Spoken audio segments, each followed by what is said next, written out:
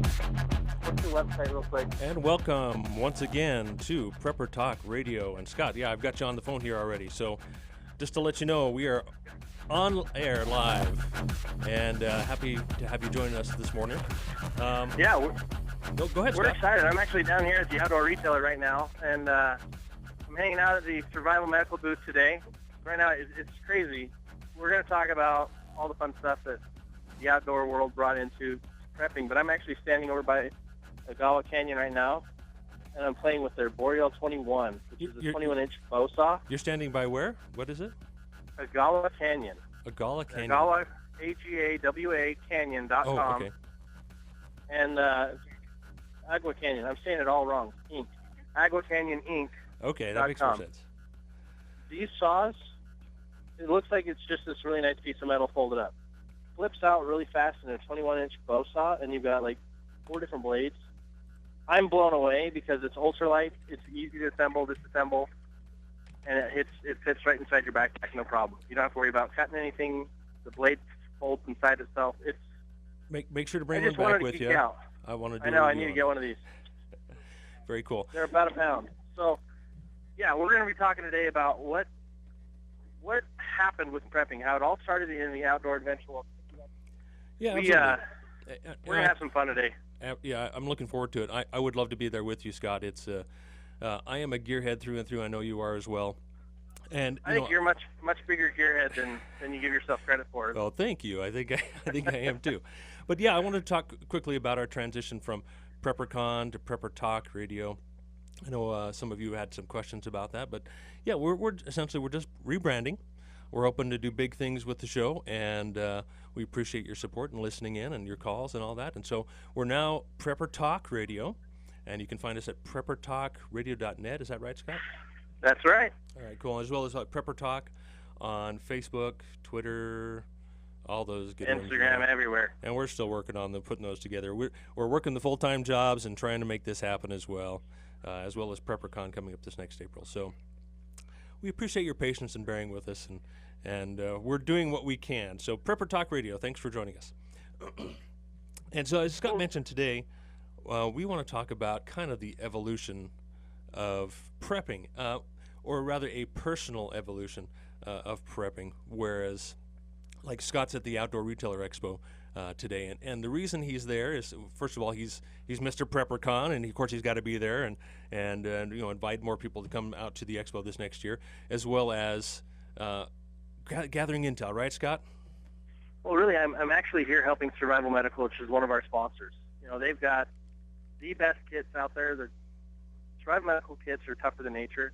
I mean, it's hospital quality gear in kits that fit. Basically, what that means is they're going to work in any situation. If you're a backpacker, we've got ultralight backpacker kits. I should say they have. Keep saying we have. They have ultralight backpacker kits.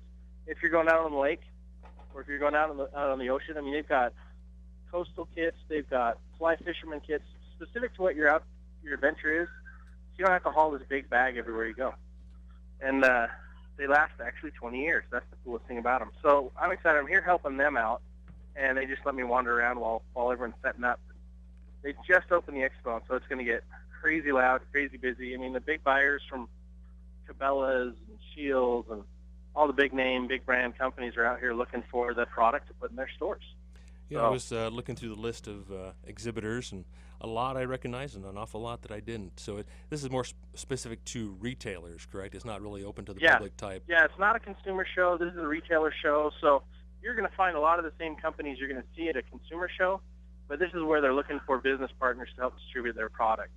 So they've got this tent I'm in. They call it a tent, but it's the size of a football field. And this steel reinforced beams and cabling, it's pretty impressive. So this is just you're outside? The new businesses. It's inside. Oh, it's air conditioned. In a tent inside. It's an outside tent, but you feel like you're inside. Cool. But it's at the Salt Palace. Mm-hmm. They've got 3 of these huge tents, and one of them's all food storage for camping, outdoors, survival, preparedness. One of them is kind of all just clothing, and the one I'm in is new product lines. Oh, cool. So there's some pretty cool stuff, like the saw I was just talking about. Renovo water filters is here, and they've got a brand new water filter. Our friends Borrow Cook, They've got that really cool cooking system. You can throw it in your car and Mm-hmm. cook your food while you're on the go. You know, Yep. there's a lot of really cool products here, and it just kind of goes to where most preppers get their gear. It's from these outdoor retailers. Yeah, it's one thing I noticed about the list of exhibitors is that, hey, I buy a lot of my prepping stuff from some of these same brands. And like you say, this part of this evolution is maybe it starts off with your being in Scouts, getting your exposure to going hiking. And for me, it started out with my dad and going hiking and camping and deer hunting and then of course into Scouts and eventually really into outdoors is where, like this outdoor retailers show, a lot of these products, or I would say the vast majority of these products are prepper products as well, and that's really why you're there, along with Survival Medical, and why we're talking about gear in particular. You know, we're us both being gearheads, but also gear is a very essential part of prepping. But we're also going to try and, before the end of the show, swing over towards the complete opposite of changing Yes. lifestyle, of simplifying life, and so forth, and kind of seeing where that evolution of prepping, of your personal aspects of prepping, where it goes, where it's eventually going to go, and where I'm at in my process of evolution, where you're at, and so forth. So that's really what we're hoping to talk about today. And I think the fun thing is prepping, because it kind of gets its roots in camping, outdoors. I mean, I've been camping since I was a baby, and we always had cool cooktops. We always had neat tents. But there's so many advancements to make things easier and better that these two groups really merge really fast, and that's where prepping kind of starts for a lot of people. When they start thinking, okay, what's going to happen if the crap hits the fan, my house goes down, where am I going to live? Mm-hmm. And I think a lot of people who are involved in the outdoors, they go hiking, they go backpacking, they do some type of activity, cycling or whatever outdoors, is that they are already moderately prepared to an extent to survive a disaster or some kind of an emergency, because they can already know how to throw up a tent, they know how to they're physically fit and they can get away from emergencies and disasters, and they've already got that mindset. Oh yeah, and it's a quick, easy little switch. And what happens is as an outdoor person who became a prepper, for me it was all of a sudden I realized all these things that I have I can use as I started waking up to what's going on around me, what's going on in the world. And it made it a lot more easy or accessible to have a solution, because I already had skills and gear and things like that. And that's how the outdoor industry really just connects right into preppers and makes it even more fun. Yeah, and you and I were talking earlier about this outdoor gear being kind of a gateway drug into the prepping world. Is for me, yeah, gear. Being a gearhead, it is an addiction to me, and I've learned to control my addiction to where I say, okay, do I really need this? And versus, like, it's so cool, I want to have that, and as a prepper and someone who lives on a budget, doesn't have an unlimited amount of money, you have to make those I guess call them tough decisions on whether you're going to get that cool little new device like that saw, or I already have a decent saw. It's not a lightweight folding saw, but hey, it'll work. And so am I going to spend the $60 or whatever on that saw, or am I going to just keep the gear I have and use that until it breaks and then replace it at that point? So exactly. And I look at all the stuff that I see here as replacement items for the most part. Mm-hmm. As soon as you use something, you need to replace it. As soon as it breaks, you got to replace it. This stuff, it's all here. Now, if you have a particular special purpose in getting a particular piece of gear, say you have a location chosen, you're going to bug out to a certain location, and you got to carry all this gear with you to get there. You're going to hike there, you're going to walk there. That's the only way to get there, and you need lightweight gear. Then you may need to seek out some of these particular technologically advanced devices to save you some weight and convenience. Yeah, absolutely. And just simplify. That's all it really comes down to, is simplifying. You're trying to make things make a little bit more sense. And I think you're absolutely right there, is that when you first get started in the outdoor industry, you see all this cool gear and you got to have one of everything. But as you learn and grow and become more experienced, you realize, man, I can really do without a lot of this stuff. I can really live a simple existence. And And that's kind of where my evolution of prepping is taking me, is that, yes, I love gear. I'm a total gearhead, and I love technology, and I want to explore that a little bit as well. Technology versus living off the land and simplicity. But instead of having several different knives, having one or two that do specific purposes, because you learn what a particular tool will do for you, what it won't do, and you can set that aside, sell it, and buy something different. So that's kind of where I'm hoping to this conversation goes today. Absolutely. The rule of redundancy is probably one of the most important rules in preparedness, Mm-hmm. but also the rule of versatility, being able to use one product for a lot of different things. For example, a knife. I carry a knife every day. One of the most important tools that I have is my knife, because it's not just a knife. It's a can opener. Mm-hmm. It's a screwdriver. I've got a measuring device on it. It's a bottle opener. I mean, and you so had many a backup. things you can use. You had a backup until you lost yours, and so you used your backup. Well, I got another backup already. Okay. So I don't good. like not having a backup. So I've got a backup in the car, and I've got the primary in my pocket. I'm the same way, and just like with my cupboards, like with anybody's cupboards, and in replenishing and rotating your food storage, once you use something, okay, yeah, I've got 4 other ones, but I don't have 5. So we're going to replace that, replenish that, and keep that back in store, and have all that those extra supplies you need, whether it be like extra knives or whatever it may be, a backup tent, a backup sleeping bag, those types of things. Or again, let's look toward the living off the land aspect. Yeah, can you just live with a wool blanket? Can you just survive off that and learn how to build a shelter and not carry a tent or 2 with you? I mean, there's so many different aspects we can explore here, and so that's. Any other comments on that, Scott? No, I think we're on the right page. I think, okay, cool. Listeners, I mean, you guys know what you do. What's your evolution? Join in on the conversation. Help us understand better ways to be better prepared, and what kind of got you into it is different for everybody. We're just talking about what got us into it, how the outdoor market kind of is our gateway drug, yep, so to speak.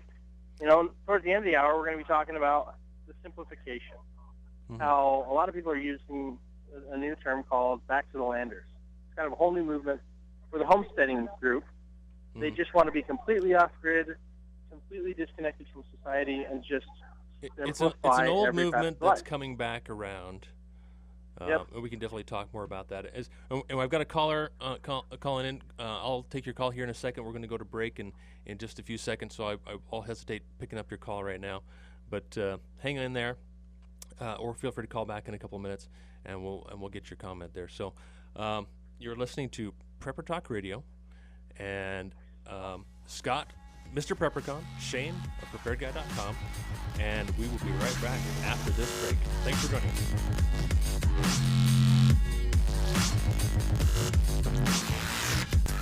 And we are back to Prepper Talk Radio, and I just want to make it, I guess, perfectly clear, you guys. Feel free to call in and talk about whatever you want. This is your station. If you have something you want to say, hopefully it's on topic, and that's what we're here for. If you want to take us off topic, go right ahead. Because that's this is your show. This is for you guys to talk to. So feel free to call in. But right now, we're talking about gear. We're talking about prepping, of course. We are the Prepper Talk Radio Show. I am Shane of preparedguy.com, and Scott, Mr. PrepperCon, of PrepperCon.com, and the expo that's coming up this next April. Hope you'll join us again. But like I say, feel free to call in, and I've got line 3 ringing here. I kind of hesitate to pick this up. Grab them. Let's get them on the air. Go ahead, caller, line 3. What would you like to say? Yeah, I'm a big fan of propane. So okay, this month on Big Street, there's a big propane outfit there that I fill my cylinders. Mm-hmm. And the 19th of this month, they're going to have a big special for 99 cents a gallon. Oh wow, that's a good deal. Yeah, so get your cylinders, filled up for winter now or whenever. That's I just filled mine at regular price, but they had a sign inside, and it says this month they're going to have a party or something. They're going to do a 99-cent gallon refill on the propane cylinders. Well, that's fantastic. Thanks for letting us know about that. And you bring up a really great point: is that propane, you can store that for decades, and it's still good. Oh, yeah. It's not like unleaded, where you have to refresh it and you need to add additives to it. But yeah, absolutely great point. And now that it's hot, I use my grill as a stove. Absolutely. Outside. Great So I prepper don't item. have to Barbecue grills are a great prepper item. Absolutely. Absolutely. So 99 cents, the 19th. Perfect. Thank you very much for your call. Did you have anything else you wanted to add? That's it. Thanks for Okay, now. thank you. It's funny. We're talking about preparedness. We're talking about what brought people into it. And I just walked by, and didn't even know these guys are here at the outdoor retailer. But our buddy Josh over at Family Storehouse, they're here. Yeah. They're showcasing their newest product. They've got food storage in an ammo can. Food storage. It's all practical. It's seriously sweet. And if you haven't had their food, it's amazing. So you can bury it. You put it in an ammo can. You can bury it. You Is can that the bury idea? it. You can use this as a cache and just hide it somewhere. Throw it in the back of your car. It's going to be better preserved, better storage. And these ammo cans are waterproof. So that's one of the things I love about it. That's cool. But yeah, they've always got some really good and innovative things. But Family Storehouse, they're one of our good friends. Always connected with PrepperCon Radio, Prepper Talk Radio now, and K-Talk. So we need to get them back over in the studio soon. But Absolutely. yeah, they're here. I'm seeing all kinds of stuff that's perfect for our industry, perfect for just everyday preparedness, active lifestyles. And that's one of the things I think a lot of us in the preparedness industry are missing is we're not active enough. I see a lot of people that are just sitting around waiting for the collapse, and they're getting heavier and heavier and heavier. So, but it's if also there's a way you can get off the couch, get off the couch. It's also, it can help in your survival if you do have excess body fat that you're going to be able to survive longer without food, right? Well, but hard to get around. A little excess yes. is good. If you go overkill, you're not going anywhere. Yeah, absolutely, and that's a whole other topic for another day. But in talking about gear, I wanted to talk about tents. That was on my list to talk about tents. Although I know, Scott, we have a lot of other things we want to talk about. We don't want to take up too much time. But, of course, we talk about Vital Domes all the time. You've got this other, what's the other tent company there, Scott? Journey Tents is about to launch. And they're going to actually become the preferred reseller of Vital Domes. Okay. Journey Tents, it's a sister company, and they've taken the same polyvinyl exterior that Vital Domes uses, and they put it into a wall tent. So now instead of buying a canvas wall tent that's going to last you a few years, they say, this canvas tent will last you 50 years if you take care of it. Well, the problem is it is so high maintenance, it's not a passive solution. This tent, the polyvinyl tent, it's no maintenance. And you can just leave it up for years. Yeah, you can leave it up for years. And it all came because one of the companies Vital Domes works with asked for refugee homes. And they say the biggest problems they have is that there's over 52 million refugees in the world from just last year, and that the homes that they've been provided last less than 2 years. Wow. And they need a better solution. It's because they're always canvas tents. So now there's this new option. And they're launching, I think, Monday, but they're really close. They've got a few different products. I really love them. I've actually already bought one. They're like a cabin-style tent, or? Yes. Okay. Yeah, and they've got a couple different sizes. They've got an 8x10, which is good for 2 to 4, and it comes with a stove jack, so you can put a little stove in there and live there year-round. And then they've got their Explorer version, which is 11.5 by 16, which will sleep 8 comfortably. And if you get a couple of those, I found this product here called the Disco Bed. It's a disco bed? Stackable bed. Oh, and they use these discs to stack them. So it's kind of a really weird name. But you could sleep another 8 people in one of these tents because now you have really lightweight, portable bunk beds. Kind of cool, kind of fun. Yeah, and I think the main reason I want to talk about tents is, we talk about the survival rules of 3 all the time. And one of the main ones is shelter. And absolutely, when you talk about going into the outdoors, camping, backpacking, otherwise, you need to pick a good tent. Now, you probably don't want to take a Journey tent with you. You want to backpack that in. You don't want to backpack a Vital Dome, but a good backpacking tent. And choosing one is essential, if you ask me.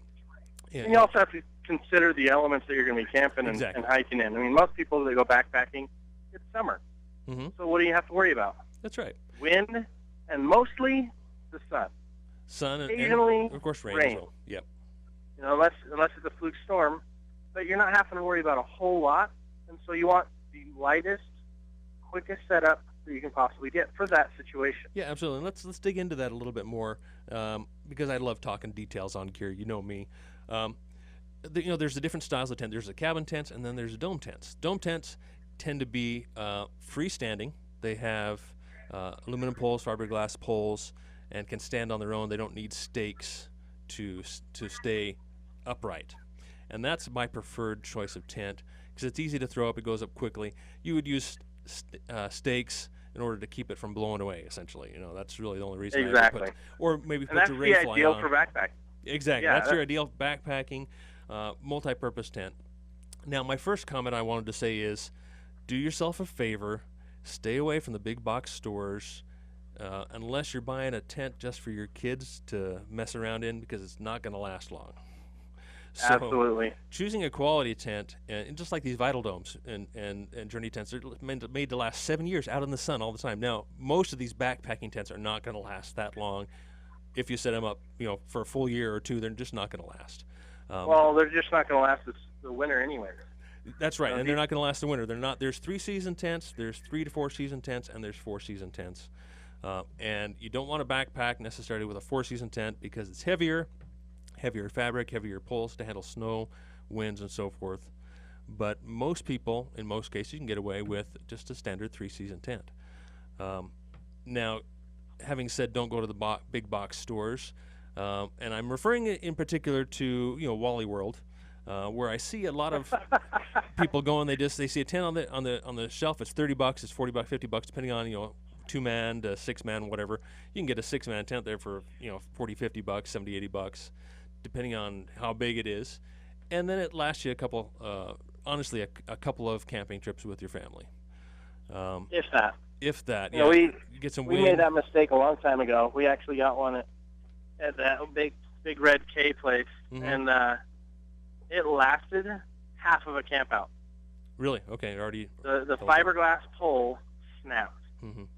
I was like, "Are you kidding me?" We had probably 20-mile-an-hour wind hit, and it just snapped. That's nothing. And we had half a dome. Well, they are a big sail. Once you put them up, they're an awfully big sail, especially the tall ones. So in choosing a tent, I have a lot of different criteria in choosing a tent. First of all, don't spend $30 on a tent at Wally World, because it's going to fail you, and you're going to may end up in trouble. You may end up in a serious situation, especially if you backpacked in and you encounter a storm or whatever.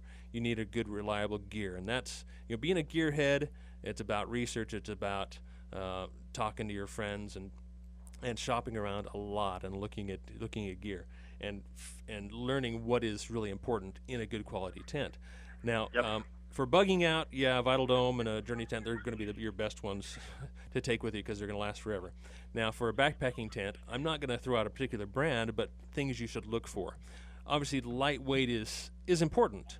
How important is up to you, because the lighter the weight it is, the more expensive it's going to be. Are you willing to spend $250, $300 or more on a tent you're going to use maybe once or twice a year on a extended backpacking or hiking trip? And you've also got to take into consideration how are you going to be using it. You and I always talk about gear, and it's always about testing. Make sure what you're looking at is going to work for you. I've got my brother. He's a rock climbing enthusiast. Yep. He's a rigging expert, and so he teaches all the guys that are tree trimmers and the arborists, he teaches EMTs, and he teaches search and rescue how to use riggings and ropes for rescue. And and he uses one of those tri-tents. Right. Okay. So basically, you find 3 trees, Mm-hmm. and you set your tent up about 10 feet up in the air. Mm-hmm. That way, everything's up in the tent, up in the air. You don't have to worry about snakes. You don't have to worry about as many bugs. Now, so you're up. Hard to out do of in the the desert. Hard to do. You got to be up in the where there's the big pines and such to be able to do something like that. Now, True. we have a caller calling in here. Let's roll the dice and take this call. All right. Hello, you're on K-Talk. What would you like to talk about? I have a question about, if say there's a disaster or something, there's reports of looting, Mm-hmm. and the government comes around and says, stay in place, stay at home, Okay. keep your doors locked and all that. Would you bug out, or would you stay at home like they asked? Well, that's a good question. That's a tough question too, because it really depends on the overall picture. If it's a small event, I would probably stay home. And in most cases, right now, my current scenario, my current setup is that we are bugging in, we are sheltering in place, really regardless of the situation, unless, Mount Timpanogos turns into a volcano or something and we got to get out of there. Otherwise, we're sheltering in place. So depending on, and if it's some kind of epidemic, if it's some type of, has to do with radiation, then yeah, maybe you need to get out of there. So I think that really depends on, what they're saying to shelter in place. In most cases, yes, I would say shelter in place. Did you have a specific scenario? If there's an epidemic, Mm-hmm. would you want to go out into it, or would you be better off? No. You don't want to go That's into a great point. Yeah. You want to make sure you're clean. You want to be in a clean environment. And the nice thing about sheltering in Right, place but is you can I make live in a it pretty clean, but you also want to be area. able to get out of that environment as quick as you can. So you want to make sure you have suits that you can use to get out of there. Yeah, there are a lot of Okay, variables. if you could jump in your car and leave, I guess we could do that. But if you're hiking out, if you're Right. walking out, Correct. And, yeah. and you I guess it all does depend on. Mhm. But I've kind of thought about that. Yeah, What no, would I if do? you live in a big city, it's probably a good idea to get away from people if you have a place to go. That's the big if you have a place to go, you've already say, hey, I've got family that live in this little country town and there's an epidemic. It's probably a good idea to get out and go to the family's place. Maybe already have some stuff you stashed there, some stuff prepared, so you don't have to take a whole trailer load full of stuff with you, but you can throw your 96-hour kits in your car and some supplies and get out of Dodge. Yeah, but that's another thing because I do have a place to go. My father has a farm, and I thought about, should I take some of my stuff there, or should I keep it in case I decide to stay? Yeah. So I highly recommend both. Keep some where you are. It's get a some where you conundrum. want to go. It is. It's a tough decision. If you have enough money to buy duplicates of everything, which most of us don't, then No, I don't. then yeah, you can put some at each location. But otherwise, yeah, you have to make those hard decisions and say, okay, I'm going to have this kit ready. I'm going to have these supplies that I can mobilize quickly if we need to get out, and hopefully, we'll have some notice. You see things happening and you can stay awake and you can say, you know what, I'm going to start packing up the trailer just in case we need to bug out to Dad's place. And be prepared to leave early. And that's really the key, is especially if you live in a big city where there's a lot of, you've got to take the interstate to get out. If you don't but have if there's an an earthquake, I don't think we're going to get much warning about that. No, you're absolutely right. Definitely not. Yeah, you're Yep. absolutely. You'll Well, be thank you, shaking. gentlemen. You bet. Your alert Thanks will for be the a call. shaking system. Yeah, absolutely. So, yeah, thanks for the call. Appreciate it. It's a great topic, and we can definitely spend more time on that. So, back to tents, I guess. Just a couple more minutes before the next break. A few things that I look for in a quality tent is, number one is I look for quality zippers. And I look for that in backpacks, in bags, is the zipper feature is incredibly important. If that fails, it's almost like you don't even have a tent. You don't have full shelter, other than it will provide your shade. So, a tent with a bad zipper is no better than just a tarp. Yeah, and sometimes tarp the can tarp's be a better great than shelter. Yeah, than nothing. Yeah. And I know some survivalists who that's all they take. They just take a quality tarp with them and build their shelter out of the tarp, and they don't. They need nothing but just a roof over their heads to keep the rain and the snow or whatever off. So that's where experience comes into play. So zippers, I love the YKK brand. If it has YKK, you're good to go. other than that, compare the YKK quality to the other quality zippers on that tent. And any good manufacturer will say what kind of zippers they have and why they're a quality zipper. Exactly. And the next thing I look for is I stay away from fiberglass poles. I like aluminum poles. They're lighter. They're actually stronger and more durable. Fiberglass, you'll tend to get on the cheapo tents from Wally World. And like you say, in that 20-mile-an-hour wind, it broke. And you can patch it with some duct tape, but it's not going to be the same. It's going to last you a couple of days, if that. Exactly. Good aluminum duct tape's poles. Great, but it's not tougher than nature. Yep. All right, here comes our music, and we will catch you on the other side of this break. Thanks for joining us here at Prepper Talk Radio on AM 630 K-Talk.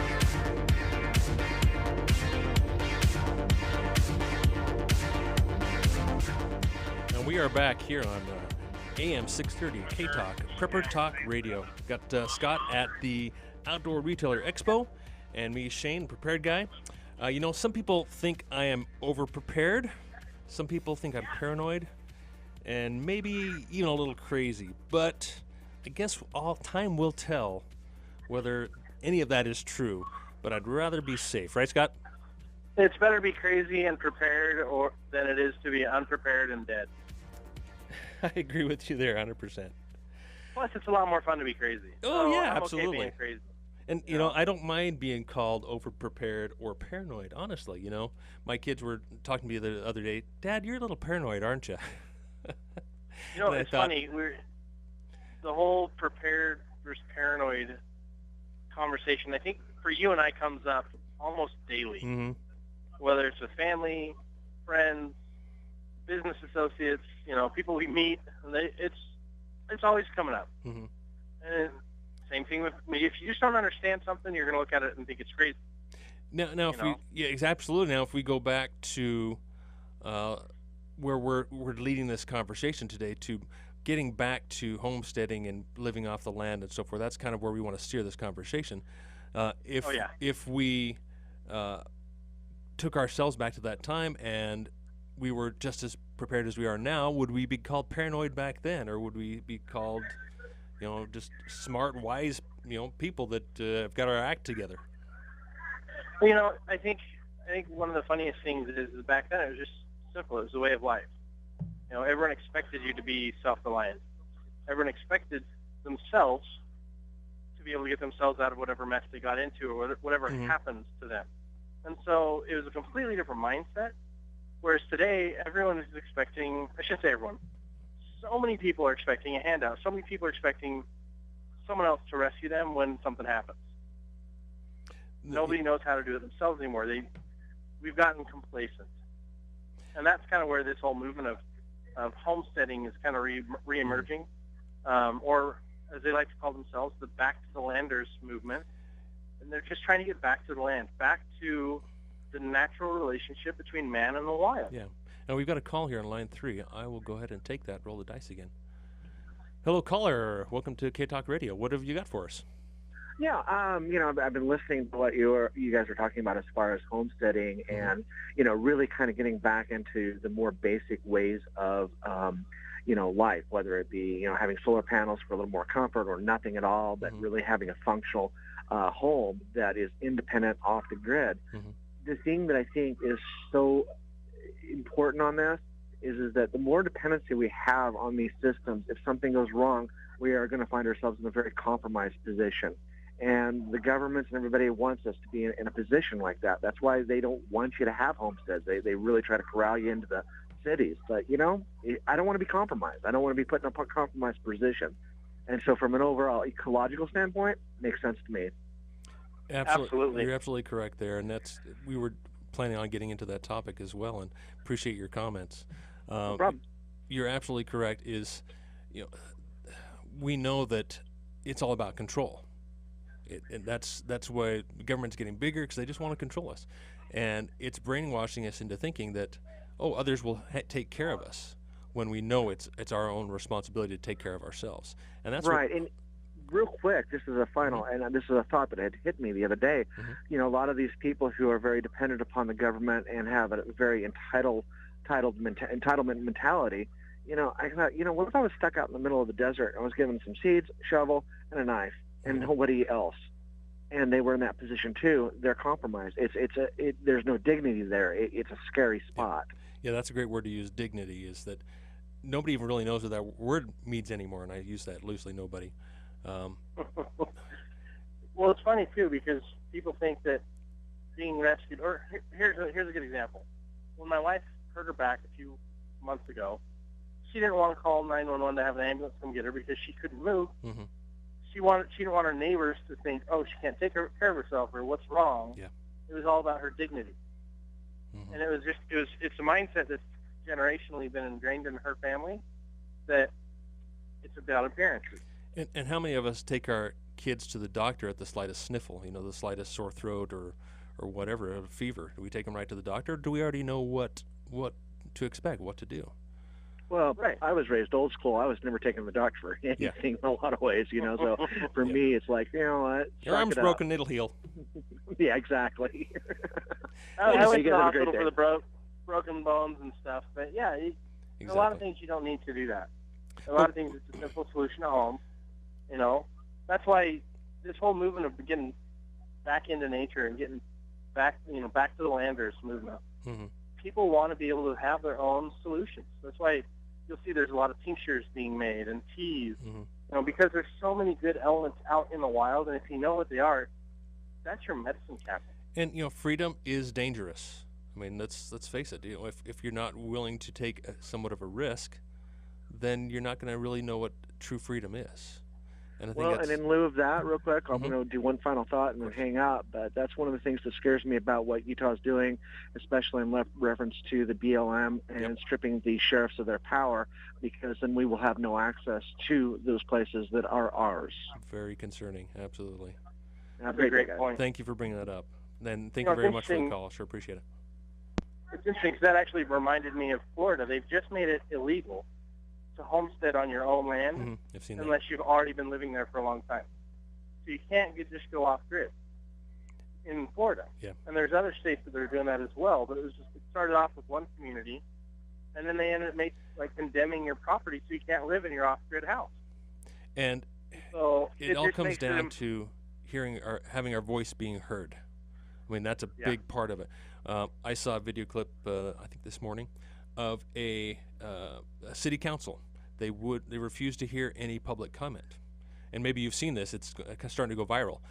And so the citizen arrested them right there on the spot. He arrested them, called the sheriff, said, this is illegal for you not to allow public comment. I'm arresting all of you right now. This is a citizen's arrest.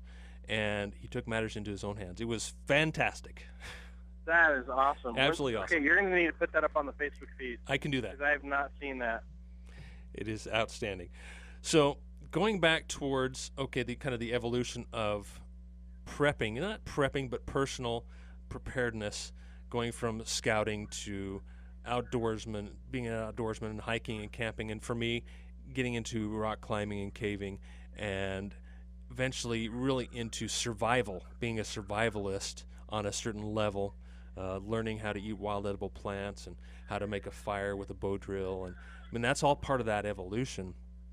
And then as I'm growing up, I'm saying, I'm starting to get on the old side, but as I'm growing up, I have a family to take care of. So automatically leads me toward homesteading. And of course, this last weekend at the Liberty Rising fundraiser we had an excellent speaker there.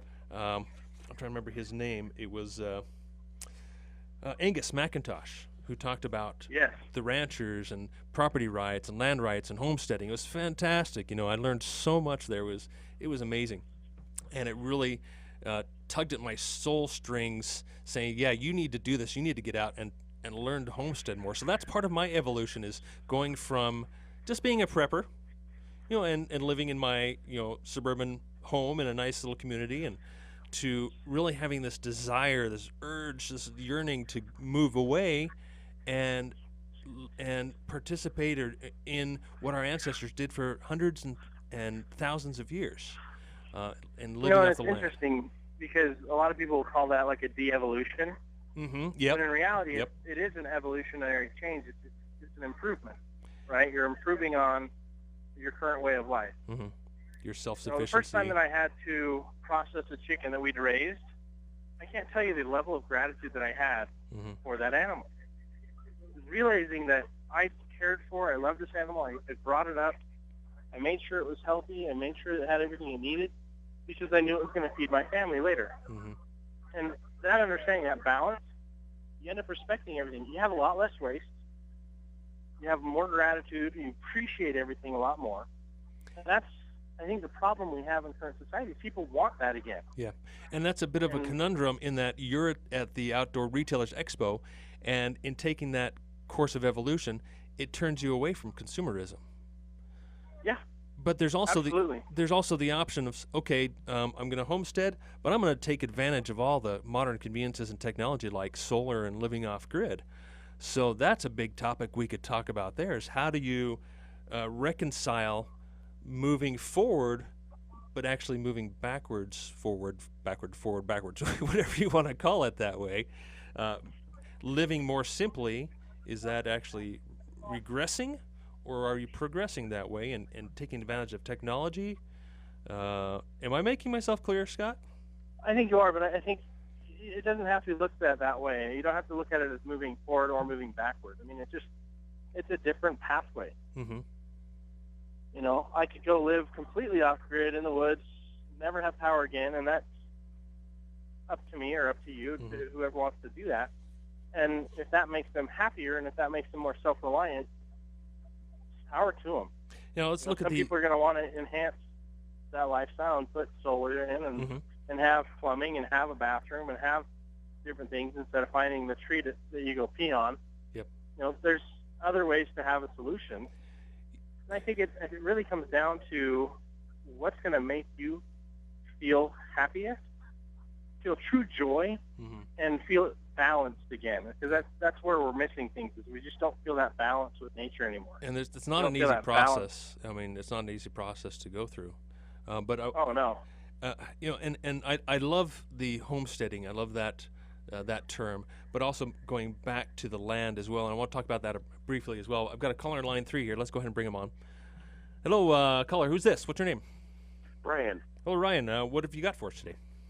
Well, I just wanted to recommend a book that I read, kind of pertinent to the topic you're talking about, just kind of getting back to the land, homesteading, that kind of thing.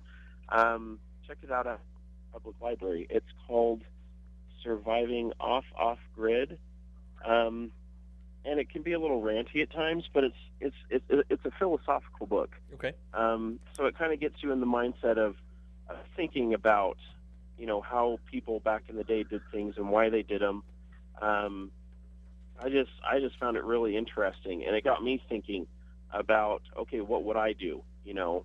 So anyway, and it's called Surviving Off-Grid. Okay, kind of it throws you off a little bit, but if you haven't checked it out or seen it, I would recommend it to anybody who's kind of going down that path, just to get some philosophical ideas in your head. So and I think that is a great way to start about it is don't go buy the gear and then move off grid. You have to decide. Right, because you're just going to be rebuying everything. Exactly. You know, get it, and that's the other thing. In a survival situation, you've got one shot. You don't. Yes. You know, your second chances are going to be very few and in between. So knowledge is your friend. Absolutely. And another book was brought up to me this morning as well, called The Lost Ways. So looking back and learning how to make pemmican and live as people did in the 1700s. Right, and they did okay. Yeah, they survived. We're here now. Yeah.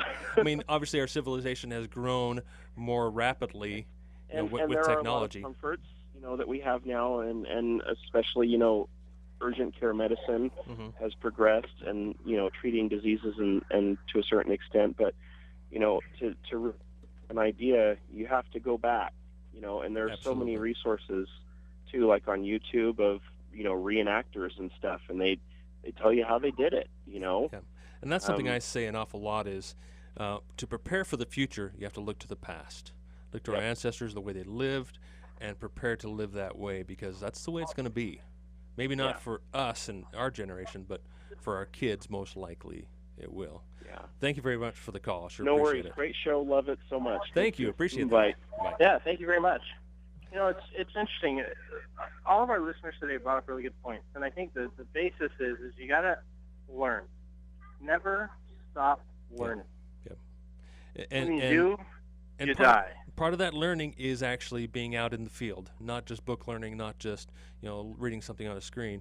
It's actually being out in the field. And so I throw this at you in our last few seconds here, really, is what would you rather have? A really nice steel chainsaw or a really fantastic quality handcrafted axe? There's your two spectrums right there. Obviously, either is going to make your work easier, but a chainsaw compared to an axe. So thank you for joining us today. We sure appreciate it. We love doing this show. We hope you listen to us next week. You've been with Prepper Talk Radio. You're on K-Talk AM 630. And you guys keep prepping, and we'll talk to you next week.